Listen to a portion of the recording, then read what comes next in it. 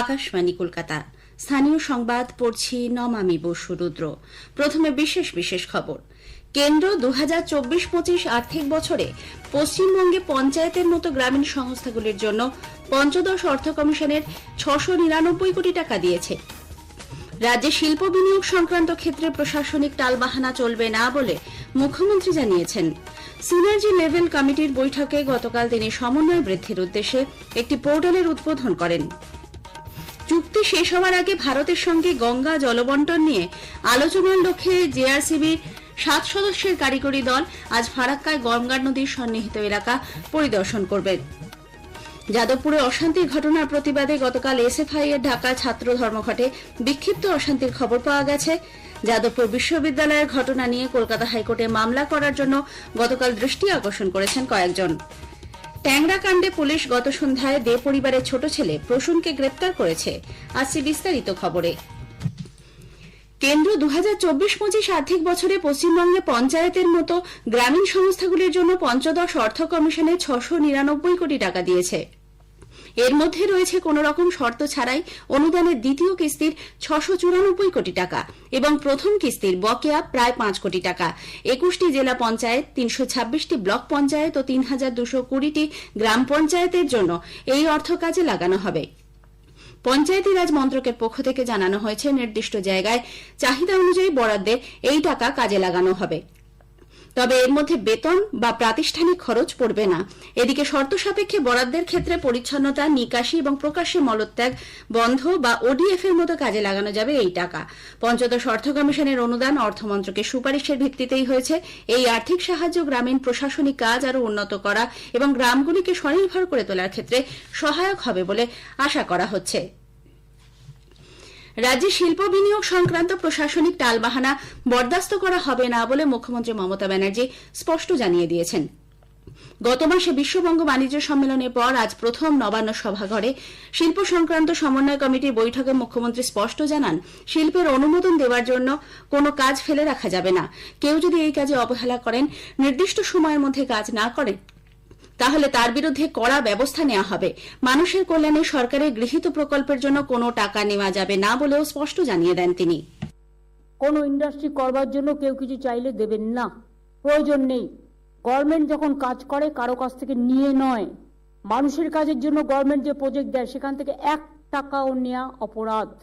হ্যাঁ, মানুষ যদি ভালোবেসে কোনো পার্টিকে হেল্প করতে চায় চেকে দিতেই পারে, তার জন্য তো সিস্টেম আছে, ট্রান্সপারেন্সি মেনটেন করে।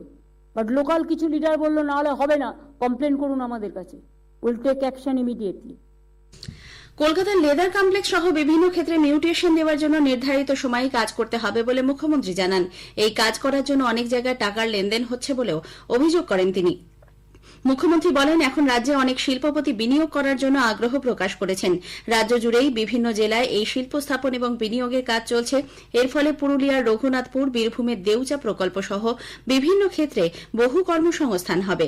শিল্পে বিনিয়োগের ক্ষেত্রে বিভিন্ন দপ্তরের মধ্যে সমন্বয় বৃদ্ধির উদ্দেশ্যে রাজ্য স্তরে শিল্প সমন্বয় কমিটির পোর্টালেরও আজ উদ্বোধন করেন মুখ্যমন্ত্রী। স্টেট লেভেল ইনভেস্টমেন্ট সিনার্জি কমিটির মাধ্যমে যেগুলো জেনুইন প্রজেক্ট পড়ে আছে, যার জন্য কোনো বাইন্ডিংস নেই এবং যেগুলো ক্লিয়ার আছে, ক্লিয়ার করবার জন্যেও যদি কারো কোনো রিকোয়েস্ট থাকে আমরা সেটা ইনভেস্টিগেশন করে দেখব। যদি দেখি properly found it is suitable, তাহলে আমরা সেটা করে দেবো। এটার ভিশন হচ্ছে single window clearance system. Bangla নববর্ষের সন্ধ্যায় কালীঘাট স্কাইওয়াকের উদ্বোধন করবেন মুখ্যমন্ত্রী মমতা ব্যানার্জি। নবান্ন সভাঘরে গতকাল স্টেট লেভেল ইনভেস্টমেন্ট সিনার্জি কমিটির প্রথম বৈঠকে একথা জানিয়ে মুখ্যমন্ত্রী বলেন, 14 এপ্রিল সন্ধ্যে 7টায় এই স্কাইওয়াকের উদ্বোধন হবে। উল্লেখ্য, কালীঘাট মন্দির সংস্কারের কাজ আগেই শেষ হয়েছিল, স্কাইওয়াকের কাজ চলছিল, সেই কাজও সম্পন্ন হয়েছে। সাজানো হয়েছে আলো দিয়ে। স্কাইওয়াকের একটি দিক কালীঘাট মন্দির থেকে শ্যামাপ্রসাদ মুখার্জি রোডের দিকে নামছে, অপর দিক কালীঘাট থানার পাশ দিয়ে গুরুপদ হালদার রোডের দিকে নেমেছে। ভারতের নির্বাচন কমিশন আজ সব রাজ্য ও কেন্দ্রশাসিত অঞ্চলের মুখ্য নির্বাচনী আধিকারিকদের নিয়ে নতুন দিল্লির India international institute of democracy and election ম্যানেজমেন্টে দুদিনের এক সম্মেলনের আয়োজন করেছে। জ্ঞানেশ কুমার মুখ্য নির্বাচন কমিশনার হিসেবে দায়িত্ব গ্রহণের পর এই প্রথম এই ধরনের কোনো সম্মেলনের আয়োজন করা হল। গঙ্গার জল বন্টন সংক্রান্ত 30 বছরের মেয়াদের চুক্তি শেষ হওয়ার আগেই ভারতের সঙ্গে গঙ্গার জল বন্টন নিয়ে আলোচনার লক্ষ্যে আজ জেআরসিবি সদস্য মোহাম্মদ আবুল হোসেনের নেতৃত্বে বাংলাদেশের 7 সদস্যের কারিগরি দল ফারাক্কায় গঙ্গার নদী সন্নিহিত এলাকা পরিদর্শনের পাশাপাশি সেখানে গঙ্গা নদীতে জলস্তর, জলের প্রবাহ সংক্রান্ত পরিসংখ্যান খতিয়ে দেখবেন। ভারত বাংলাদেশ যৌথ নদী কমিশনের বৈঠকে যোগ দিতে এই প্রতিনিধি গতকাল কলকাতা হয়ে ফারাক্কা পৌঁছন। 5 দিনের সফরে আগামীকাল তারা ফারাক্কা শিবেন থেকে কলকাতা ফিরবেন। আগামী বুধ ও বৃহস্পতিবার কলকাতায় অনুষ্ঠিত হবে দুদেশের গুরুত্বপূর্ণ বৈঠক। আকাশবাণী কলকাতার সংবাদ বিভাগে ক্যাজুয়াল ভিত্তিক নিয়োগ পরীক্ষা চূড়ান্ত ফলাফল প্রকাশিত। আকাশবাণীর সোশ্যাল মিডিয়াতে তা পাওয়া যাবে। দপ্তরের রিসেপশন এবং নিউজ রুমের নোটিশ বোর্ডেও তালিকা টাঙানো রয়েছে। স্থানীয় সংবাদ শুনছেন আকাশবাণী কলকাতা কেন্দ্র থেকে।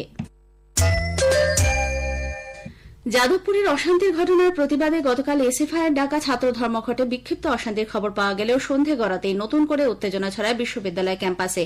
এবিভিপি সমর্থকরা মিছিল করে 4 নম্বর গেটের সামনে পৌঁছলে এসএফআই সমর্থকদের সঙ্গে ধস্তাধস্তি বেঁধে যায়। এবিভিপির পক্ষ থেকে এসএফআইয়ের পোস্টার ছিঁড়ে দেবার অভিযোগ ওঠে, ক্রমে তা হাতাহাতিতে গড়ায়। এবিভিপির সমর্থকরা জোর করে বিশ্ববিদ্যালয়ে প্রবেশের চেষ্টা করেন। অন্যদিকে এসএফআইও তাদের পাল্টা বাধা দেয়। পুলিশ গিয়ে পরিস্থিতি সামাল দেয়। এই ঘটনায় বেশ কয়েকজনকে আটক করা হয়েছে বলে খবর। এদিকে বিশ্ববিদ্যালয়ে অপ্রীতিকর পরিস্থিতির প্রেক্ষিতে সেখানে কেন্দ্রীয় বাহিনী মোতায়েনের পক্ষে সওয়াল করেছেন বিরোধী দলনেতা শুভেন্দু অধিকারী।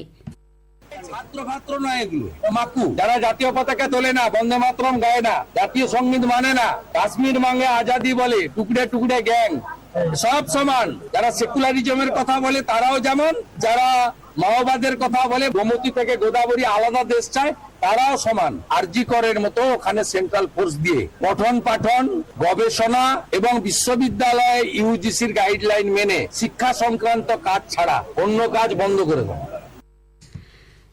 অন্যদিকে এই ঘটনার জন্য শিক্ষামন্ত্রী পদত্যাগ দাবি করেন প্রাক্তন প্রদেশ কংগ্রেস সভাপতি অধীর রঞ্জন চৌধুরী।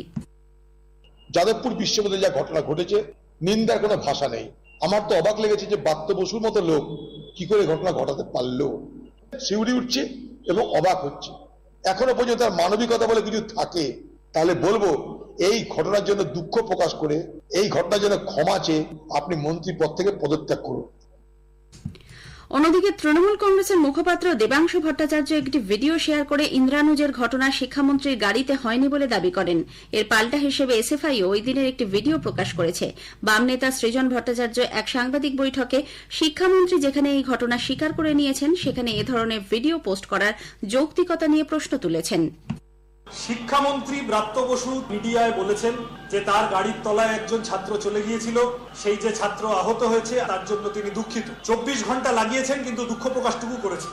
আর শিক্ষামন্ত্রীর দলের মুখপাত্র সে সাজানো ভিডিও দেখিয়ে বলছে এরকম কোনো ঘটনা ঘটেনি। এই ধরনের মিথ্যাচার করে শাসক দলের নেতারা, মন্ত্রীরা তারা তদন্তকে প্রভাবিত করার চেষ্টা করছেন। এই কারণেই পুলিশ হাইপার অ্যাক্টিভ হয়ে প্রতিবাদীদের পিছনে পড়ে গেছে। ইন্দ্রানুজের বয়ান রেকর্ড করছে না। যে শিক্ষামন্ত্রী গাড়ি চালিয়ে দিলেন তার বা তার অ্যাসোসিয়েটদের গ্রেপ্তারি নিয়ে কোনো কথা বলছে না। এদিকে রাজ্যের শিক্ষাকে বাঁচাতে অবিলম্বে ছাত্র শিক্ষকের সঙ্গে রাজ্য সরকারকে আলোচনায় বসার অনুরোধ করেছে জুটা। উচ্চশিক্ষাকে এছাড়া বাঁচানো অসম্ভব বলে সংগঠনের সাধারণ সম্পাদক অধ্যাপক পার্থপ্রতিম বিশ্বাস মন্তব্য করেন।